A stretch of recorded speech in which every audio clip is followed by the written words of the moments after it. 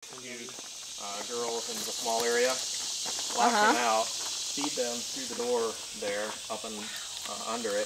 Once they got their food, then we can turn around and put a chunk out for the king. So we keep them isolated. We know that each of them get fed. How much would king weigh, you think? Probably close to 500 pounds, 450, 500. We don't have a scale to weigh any of them. The biggest cat we have, we got 3 tigers that are 600 pounds. Really? So Max. Wow. You see Max. That are bigger than... Yeah, and tigers are bigger than lions. You'll find lions are bigger than tigers, but when you look at the averages and the max, tigers are bigger. I guess because the males look bigger with the hair. With the mane and everything. Tigers are longer. And lions aren't kings of the jungle because they're the biggest, the best, or anything. They're just kings of the jungle because they think they are.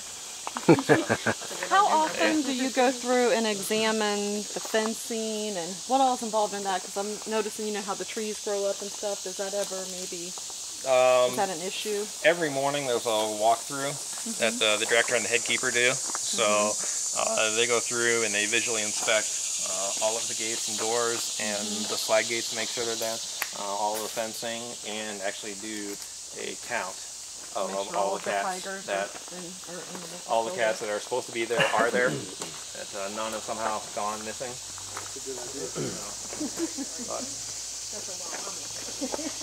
Over here is India. She's one of our white tigers. She lifts her head when I say their name. All the cats know their name. Which one you like the best? For the longest time, she was our only white tiger. We now have 4 of them. That one? Did you see the white tiger over here? She is blind. That's my favorite. You won't see her walking into any of the trees or walking into the fence. She knows her whole enclosure by memory. Excuse me, miss. And as she ages, tigers will start to lose their memory, just like humans. So one thing they have to watch out for. Did you walk right in front of me? Start walking into things and hurting herself. If so, we would move her to a smaller enclosure, have a rounded one that had no trees in it, so just so she wouldn't hurt herself. But normally we try not to move the cats around. We try to give them their one enclosure for the rest of their lives. But if we do have to move them, we move them to something bigger and better.